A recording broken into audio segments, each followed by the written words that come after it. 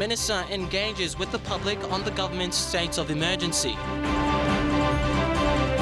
Families of ex-servicemen made to camp outside Igam Barracks. And community vows to change bad habits to embrace development. This is National EMTV News with Tokana Hasavi. A very good evening to you and welcome to Monday's news. Minister for Public Enterprise and State Investments, Micah, was on FM 100's Talkback show this morning, giving awareness on the state of emergency on electricity services. Listeners of the show called in with questions on implications of the SOE and offered their suggestions to the advisory committee. Several callers queried why the government had seen the need to effect a state of emergency on what many still perceive as a financial accounts collection problem. Their appearance on the radio talk show is part of a wide-reaching publicity exercise through all mediums, including social media. Minister Micah was at the FM 100 studios this morning with members of the advisory committee on the state of emergency on electricity services. Host and radio personality Roger Hawofa facilitated the awareness program with Minister Micah on the panel, together with the emergency controller Captain Tom Ur and PNG Power CEO John Tangit. Telephone lines were open for interaction with the public. Listeners phoned in regarding issues of tempering of ECPay systems, rates of power, and irregular power supplies in other provinces. Minister Micah announced that since the state of emergency, over 1,000 power users have come forward to correct anomalies in power usage and supply. He said so far, PNG Power is out of the red and into the black, with 10 million kina already collected.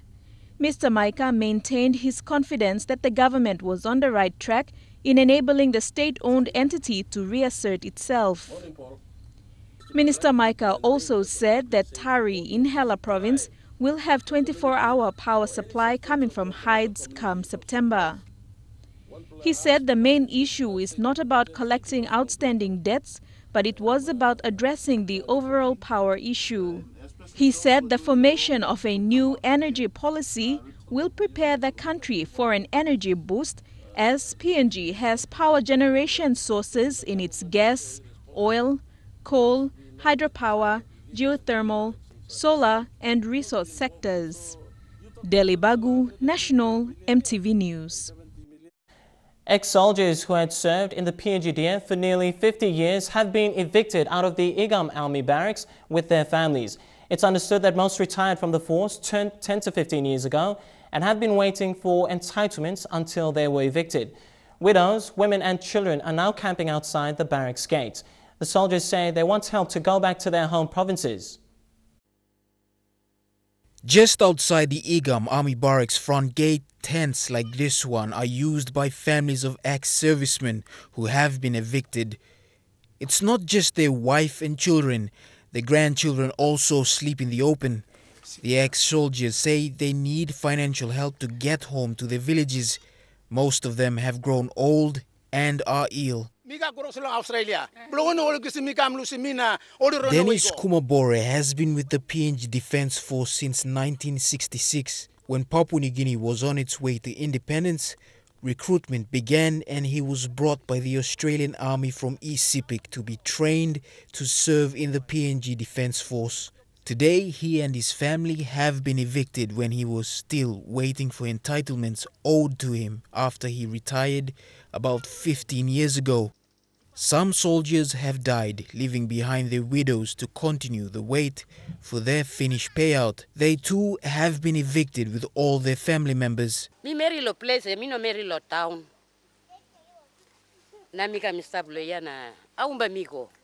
The problem of soldier entitlements has become a recurring issue within the army. In normal process, there's no personal crisis against the military now or hierarchy, but the issue is addressing good. The military hierarchy in previous years have said funding problems have delayed payment. But the delays mean years continue to pile up while the army plans to get bigger in its size and the need for housing increases. Bethany Harriman, National EMTV News, Leh. Southern Highlands Provincial Police Commander Sibron Papoto has praised the police department's modernization program. Superintendent Papoto says through the program, police have managed to increase manpower and resources. However, the challenges they face this year is housing for police officers to enable them to fully enforce the liquor ban in the province. Through the modernization program, Southern Highlands Province has 291 police personnel. With the full backing from the Southern Highlands Provincial Government, police have had vehicles, uniform and firearms to aid regular highway patrols. Last week, Kutubu LLG donated a vehicle to complement the work of Highway Patrol 19 based at Moro.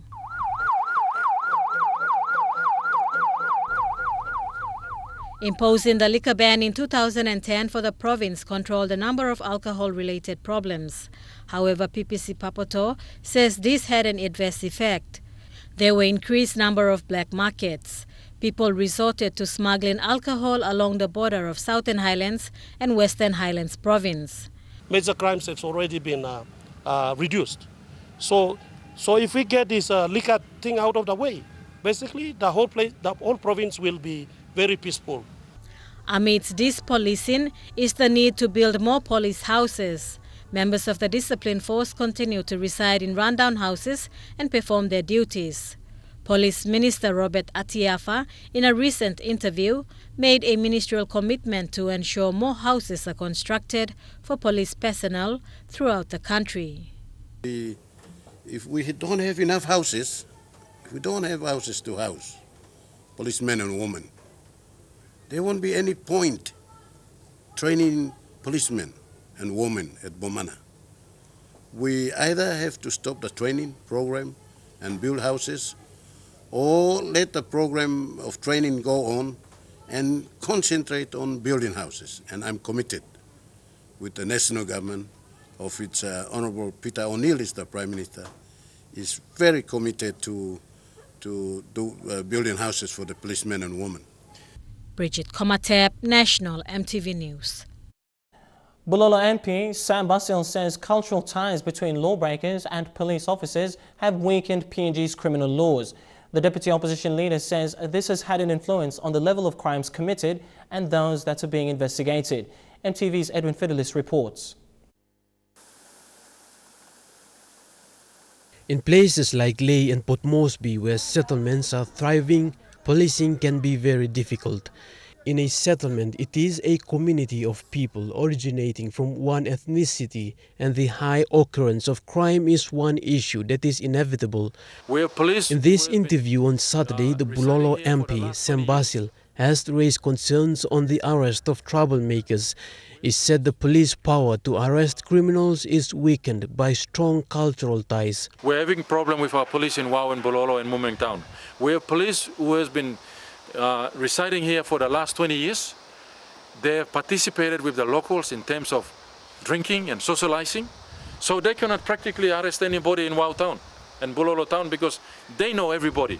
The concerns on law and order may be coming from one district in the country, but it represents similar situation happening in the rest of Papua New Guinea. Because we are having policemen here who are no different than citizens of Wau. They cannot arrest anybody. They are part of Wau Town, so we cannot progress. Same thing in other 89 districts in Papua New Guinea.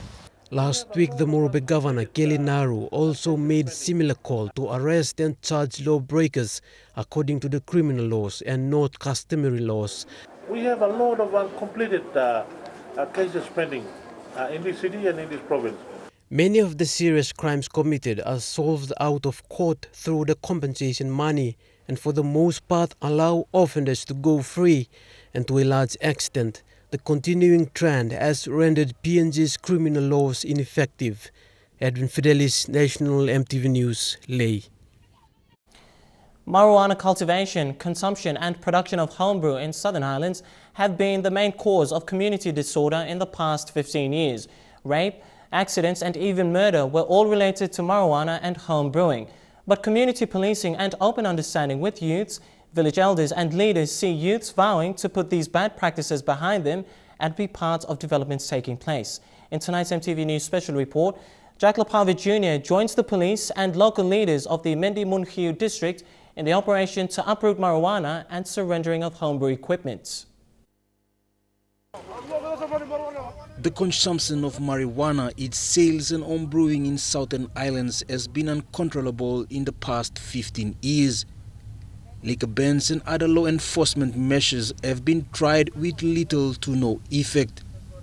But seeing new progressive developments in the province has prompted youths to openly commit themselves to stop growing marijuana and the brewing of illicit materials.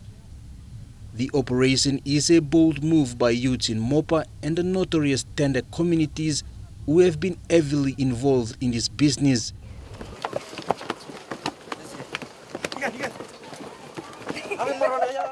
Marijuana planter Buka Soldan says the uprooting of the plants will see him stop after being in the business for 20 years.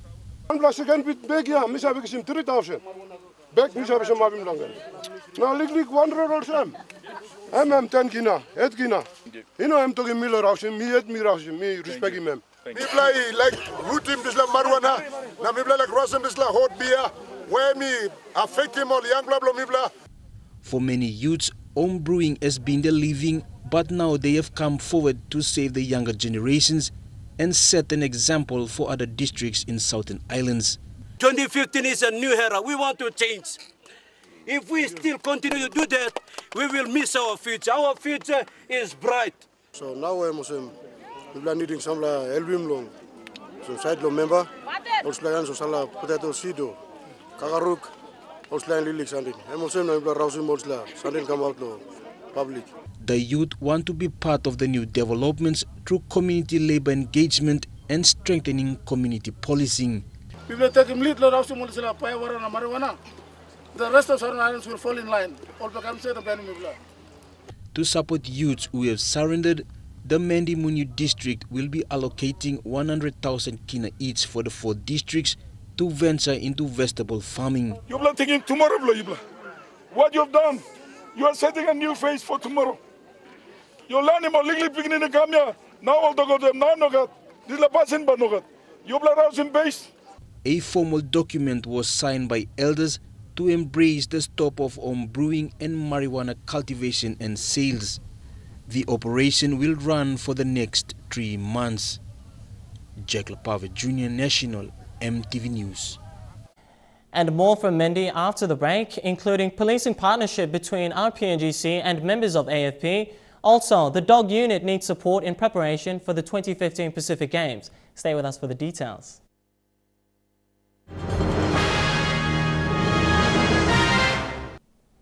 Good to have you back with the news. Local level governments presidents in the mendi-munihu district have each been given a vehicle to support their work. The 4 presidents received car keys from mendi-munihu MP De Kewanu at the district office recently. The vehicles cost 615,000 kina. It was a small but significant event for the 4 LLGs in the mendi-munihu electorate. Past years have been difficult for presidents to work with ward councillors and hear the people's plight for service delivery. The vehicles will now ease the burden of the presidents, ward councillors and the local MP in pushing basic services to transform people's lives. Now you don't look in. Instead of 2 years, 3 years, plan the service will come in house W.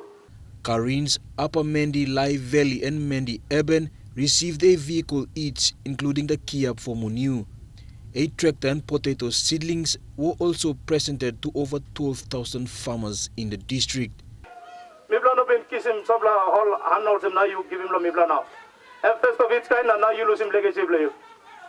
And unlike the past 20 years, the district is now seeing immense change in its road network and upgrade. The vehicles come at a good timing. If you come up, you need to move. You need to run. Every station, it must have in order. Then you better move. The vehicles were purchased using 2014 DSIP funds. Money must go to people. No one must look. Service must come up. No one must look in finish. Thank you. Jacob Harvard Jr., National EMTV News. AFP members from the PNG Australia Policing Partnership and their RPNGC counterparts based at the Gordons Police Station in Port Moresby conducted a weekend clean-up. AFP members attached to the Gordon Station were joined by other members of the AFP team and their families to give the station buildings a top-to-bottom clean. This included the scrubbing of station walls, rubbish removal and the replanting of all garden beds to make for a more hygienic work environment and reception area for public queries. AFP advisors at Gordon's have encouraged their counterparts to embrace a clean station and set standards of cleanliness and excellence that will develop a sense of camaraderie and pride in their workplace and the role in which they will play in protecting the community. The NCD Police Dog Unit Barracks is run down due to a lack of maintenance work. Though the conditions are bad, Dog Unit Commander Leoth Nidung says it does not stop them from performing their duties. The Dog Unit Police Barracks is located at Bomana outside of Port Moresby. This is what the office and the dog kennels currently look like. These structures were built around 1968, long before PNG gained independence. It has not been maintained or renovated since. Yes, I can admit here that the infrastructure here is very, very poor. But all in all, though the conditions are bad like this, we still give the best shot. We still get out there, we still report for duty, we still respond to situation in the city or in the country, we still continue to do that. Although the instructors and handlers of the service dogs are well trained and meet current world standards, the condition and the area they are living and working in is of very low quality. The low quality and the way the dogs are being treated has drawn strong condemnation from the Royal Society for Prevention of Cruelty to Animals of PNG. We make sure that they have water, they are groomed, they are calm. Grooming is dog husbandry. We clean them, we groom them, give them good clean water, we give them a good food to eat. And if they are sick, we take them down to the vet, RSPCA, to give them best medication. So we give them the best. These dogs are no ordinary dogs. They are well trained and efficient in what they do to the state. The German Shepherd dogs do general purpose duty of tracking down offenders and assisting with crowd control. It usually takes 7 to 8 months to fully train them to work with their own handlers. We've been training in 2008, 9, 10, 11, 12, 13, 14, 15, roughly 7 years. All the islands region and we plan up in finished operation. To buy one dog overseas will cost roughly 18,000 kina. These dogs are not getting enough hours of vital exercise each day because of the rundown facilities. Dog Unit Boss Nidung has great ideas to adopt overseas dog kennels and have them built here. All he needs now for his dogs is help from the government and the police hierarchy. Vasinata Yama, National EMTV News. On the same note, thousands of people are expected to attend the Pacific Games in July this year, but concerns have been raised on how police can control the crowds and detect any threats of explosives. With police manpower still low, trained dogs are an option in controlling people and detecting possible threats. NCD Dog Unit Commander Leoth Nidung says his unit needs at least 15 more dogs to work effectively during the Games. He appealed to the police hierarchy and the Games Committee to consider their request. Only 6 months remain before thousands of athletes and Games officials from other Pacific countries will start arriving in Port Moresby. Local spectators are also expected to fly in from other provinces in numbers to bear witness to the Games. Police are expecting a large crowd at all Games venues. But with limited police personnel in NCD, trained police dogs can be an option in effectively controlling the movement of people. NCD Dog Unit Commander Leoth Nidung said trained police dogs can be very helpful to police officers during the Games. We have a great task ahead of us. So I am prepared to take my men out and to look at 2015, which is about 6 months away from now. This breed of German Shepherd dogs can be used to control crowds of people, search for stolen properties, missing children and other general duties. These Labrador breeds are specifically trained to detect drugs, especially marijuana. This only remaining sniffer dog in PNG is trained specifically to detect firearms and explosives. So far, the dog unit performance in NCD has been commendable, but the unit commander said they will need some 15 more dogs to cater for general duties and about 3 more dogs each for specific roles of drug and explosive sniffing. I need 3 more to make 4. So, they will do a rotation, they will be on shift, so that they can do rotation on shift to shift and all these things. So I need 3 more dogs to back this one up. So I'm looking at 4 to have firearms and explosives. This is to do with firearms, explosives. PNG is the only Southwest Pacific country that operates a dog unit. The success stories these dogs have made in assisting police officers is remarkable. However, the challenge is now on the police department and the government to buy more dogs overseas. It cost nearly 20,000 kina for a fully vaccinated German Shepherd pup in Australia. Quinton Alomp, National EMTV News. Police in NCD say they are yet to investigate the assault of a G4S guard by a Chinese nationals at 9 Mile in Port Moresby, as the matter has yet to be reported. Although the matter received public outcry on social media, police in NCD maintain that if a formal report was made, then they would investigate the matter. The incident, which occurred last year, prompted calls to revive the Special Task Force team set up to investigate illegal businesses and the influx of illegal immigrants in the country. Since EMTV ran the story last month on the brutal attack on the G4S security guard by Chinese nationals at 9 Mile in NCD, there has been no investigation into the incident, as the matter was not officially reported. Following confirmation with the Office of the Acting Chief NCD Police Operations, no government authority has attended to the incident. In December 2012, public anger escalated on social media, particularly the Voice of PNG group. Papua New Guineans posted comments asking why there has been an increase of foreign businesses operating in the country and why citizens are mistreated by them. This case has drawn the attention of the task force. Commonly known as Immigration Task Force, it was responsible for investigating illegal immigrants, work permits breached, and human smuggling. The task force was coordinated by John Bria with support from officers from multi-agencies that comprise police, immigration, national intelligence organization. In 2012, EMTV ran a series of reports on the arrest and deportation of illegal immigrants, such as these men who were deported back to their country of origin. An immigration task force was set up but has since been dissolved. However, with the recent influx of foreign businesses and the assault of the G4S guard, there have been calls to re-engage the Immigration Task Force team or rouse him alien. Bridget Komatep, National EMTV News. Effective delivery of government services is always dependent on the proven performance of public. But in many instances, public servants have failed to perform, resulting in services not reaching the people. Public servants in Kiunga have been warned to deliver this year or be out of the job. A major overhaul of the public service is expected in Kiunga, starting with the public servants who failed to perform.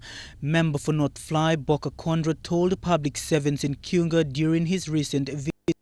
Kondra wants to see a more proactive approach from the public servants to ensure government services are delivered to the people. He says services are being delivered but at an unacceptably slower rate. Me appeal long the public servants long work one time, try to build that connectivity, try to talk together, think together and plan together in implementing the programs of the North Fly district.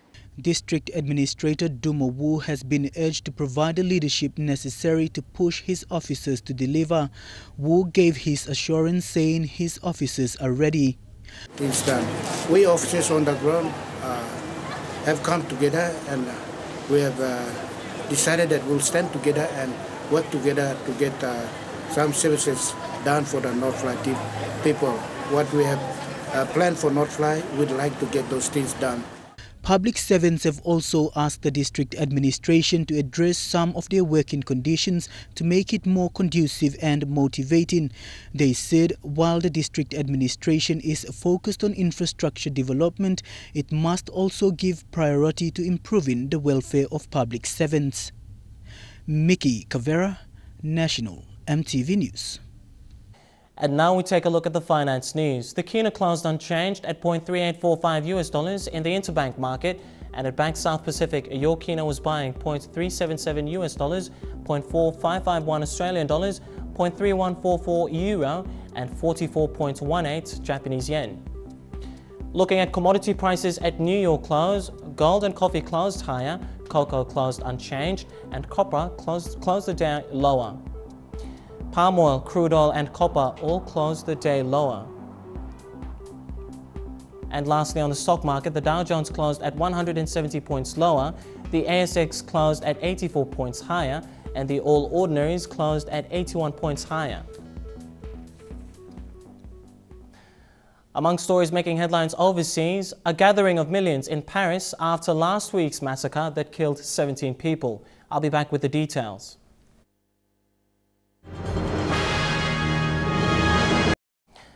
Thanks for your company and welcome back to the news. Before turning over to international headlines, Gihoy was recently declared a separate village of the North Fly district. Member for North Fly, Boka Kondra, officiated at the official declaration. This will bring improved changes to the village, which has faced neglect for many years. Gihoy village was part of Mimigere village in the Ningrum LLG North Fly district. They have missed out on royalties from the mine and government services have been lacking for years. In order to benefit fully, the village decided to separate themselves from the main Mimigere village. The decision was welcomed by the people. The new village was launched by their local member, Boka Kondra. To improve accessibility to the area, a new road will be constructed. A sum of 86,000 kina from the Fly River provincial government was presented to the contractor to build the road. Kondra told the people his administration will ensure the road is completed. Giving a signal of a groundbreaking ceremony. Part of his development plans for his district will be to seal the Tabubil to Kiunga Highway. He says this is long overdue and will be pushing for all stakeholders in the province to fund the road sealing project. Mickey Cavera, National EMTV News. Turning overseas now, more than 3 million people have taken part in historic marches against extremists in France in the wake of terror attacks which left 17 people dead. The first terror attack on Paris killed 12 people at the satire magazine Charlie Hebdo. The next day, a French policewoman was gunned down. On the third and final day, 4 hostages were killed when a terrorist seized a Jewish grocery. Well, it was an extraordinary day in French history, really. I mean, the numbers alone are really quite staggering. There's no way to know for sure, but the estimates are from the French government at this stage is that anywhere between 1.3 and 1.5 million people marched in the centre of Paris today. Then there were other marches that took place in other parts of the country. All in all, the estimates are that as much as 4 million people have turned out today in solidarity and in remembrance of the 17 people who lost their lives here a few days ago now. It was a 3-kilometre route though here in Paris, and it began with 40 of the world's leaders who linked hands, and behind them was a massive sea of people, and everyone seemed to be in full voice. They were in a good mood. It was almost very festive. They were singing songs, they were singing the national anthem, they were waving flags, they were waving banners, that Je suis Charlie banner that we've seen so often over the past 5 days or so. That was everywhere today. And also, people were waving pens in the air, pencils, paintbrushes. That's really become the symbol of freedom that people have adopted here, again, over the past 5 days or so. And even now, people are still gathering here at the Place de la République, which has really become a focal point for mourners over the past 5 days. It's where they've lit candles and they've written messages, left flags too, in memory of those 17 victims. And I suspect that that mourning period will continue for some time yet. A video has been released linking one of the Paris terrorists to ISIL. It was filmed before he killed 4 hostages and lost his own life in that Jewish supermarket. As part of his preparation for the terror he was about to unleash, Amadi Koulibaly filmed himself keeping fit. He had also assembled a small arsenal of weapons. he used them to kill 5 people. In the video, he says he is a soldier of the terror group Islamic State. First of all, I addressed myself to the Caliph of the Muslims, Caliph Ibrahim. I swore allegiance to the Caliph from the statement of the Caliphate. The terrorist confirmed his links to the Kouachi brothers, who carried out the first attack, the massacre at the Charlie Hebdo magazine on Wednesday. In the video, Koulibaly changed his clothes to combat gear. The brothers in our team, one of us did Charlie Hebdo and I did the others. I shot the police. So we did things kind of together, kind of separately. It was really to have more impact. We had a few €1,000 to be able to sort it all out, and we decided to do it at the same time. The video is thought to have been filmed after he shot dead policewoman Clarissa Jean-Philippe on Thursday, but before he took and killed hostages at the kosher supermarket on Friday. Koulibaly was shot dead by police at the dramatic end of the supermarket siege. But during the siege, he was recorded through a telephone line in an extraordinary exchange with one of his hostages, berating him for paying taxes that fund war. C'est vous qui avez élu vos gouvernements. Et vos gouvernements, ils vous ont jamais caché que vous allez faire la guerre au Mali ou ailleurs. Deuxièmement, c'est vous qui les financez. Que vous payez des taxes, des trucs, et vous êtes d'accord avec eux. Hein? Je suis obligé, mais je ne paye pas mes impôts, moi. Ah oui, tu peux te désavouer, pas payer tes impôts. Pas mes impôts. Oui, mais quand moi je paye mes impôts, ce que je veux, nettoie la route, fasse des super écoles. Quand tu vas payer tes impôts, quand tu vas payer tes impôts, sur la somme que tu vas leur donner, 30% il va aller à la défense, 30% à je sais pas, l'agriculture, etc., etc.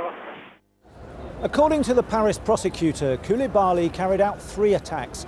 On the day of the Charlie Hebdo massacre, he shot and seriously wounded a Parisian jogger. Bullets from that attack matched the ammunition he used in the supermarket siege. Elsewhere on his video, Koulibaly appears to justify his actions by blaming coalition forces' action in Syria and Iraq. What we're doing at the moment is totally legitimate. Taking into consideration what they are doing, it's well deserved, considering how long it's been going on. You cannot expect to attack us, the Caliphate and Islamic State, and not expect any kind of response. The hunt for Koulibaly's partner, Hayat Boumediene, was continuing. She is suspected of having helped plan his attacks. She's now thought to be in Syria. New South Wales Premier Micah has plans to transform the Australian state and recently met with the Indian Prime Minister. India is embarking on an ambitious building program and is spending $1 trillion to bring the nation into the 21st century. The Premier is in India to firm up friendship and open up doors for Australian businesses. Despite fresh security warnings and a high threat of a terror attack on Westerners, the New South Wales Premier touched down in India with his own police detail, a motorcade from Ahmedabad Airport to the tranquility of Mahatma Gandhi's ashram. A nod to a spiritual and political icon and a centuries-old culture now making a bold move into the future. India is an incredibly important market. It is growing in importance, and the vision that we're seeing from the Prime Minister means the opportunities are almost unprecedented. A firm handshake for the Premier, now firm friends with Indian Prime Minister Narendra Modi. He has plans to build 100 new cities, keeping up with India's billion-plus population. The first is GIFT, Gujarat International Finance Tech City, what was an arid wasteland, now in the early stages of transformation into the world's next global financial hub. It will be 30 times the size, but the similarities to Sydney's Barangaroo are clear, and New South Wales wants to come along for the ride. A new deal will see specialist urban planners from Barangaroo in India sharing knowledge and ideas, building this city of the future. And if we bring New South Wales businesses alongside them, well, obviously we can grow alongside Gujarat growing. Everybody would be welcome here because this city is built for the global. It's a global financial hub. So all the community from the various parts of the world are most welcome to come and operate from the center. There's no doubt India is on the verge of something big. A Prime Minister spending $1 trillion on infrastructure and the world lining up for its slice of the action. Our Premier's thinking is build the relationships now and the opportunities for New South Wales will come. New South Wales in particular has the skills across our financial services sector, our construction sector, our engineering sector, our water sector, and all of those businesses have a role and opportunity to play in the growth of this region, this country. The Premier's 4-day tour also takes him to New Delhi for Australian Business Week before finishing in Mumbai. The wet weather we are experiencing is also soaking up parts of Sydney, Australia, causing flash flooding. The drenching comes as parts of the country brace for extreme weather conditions. Come to sunny Sydney, they said, and today umbrella sellers cleaned up. But even the most beautiful harbour in the world has to have its grey days. Low clouds scudding across skyscrapers, competing for those tourist photo opportunities. But unfortunately, those drizzle conditions with some intermittent showers are going to continue all throughout next week. While we got moist, other parts of this great brown land, like Western Australia, got browner or blacker by the minute. Just north of Perth, a second day of wait, watch and worry for residents and firefighters. But a strong wind shifting around is predicted for late today, and that's expected to heighten danger on the fire's northern front. South Australia's been copping it. Punished by bushfires the other week, they're now mopping up after floods. In some ways it's unusual, but we do tend to get a bit of volatility in our weather around this summertime period. And in the red centre, rivers are starting to look like rivers for the first time in 2 years, the Todd's flowing after a fashion. Uluru even sprouting waterfalls. Great for the territory's kids and dogs, not so much fun for drivers. While in far north Queensland, a deep depression northeast of Cairns has locals wondering if the first cyclone of the season is about to drop in. We're watching it, be aware that it's there, but we're not, the system isn't of intensity that we're at watch or warning stage yet. And that report concludes our news segment tonight, but stay tuned. True Kind Sports is coming up next. Ipatas Cup kicks off in Morabe Province. I'll bring you that story and more when we come back. Stay with us.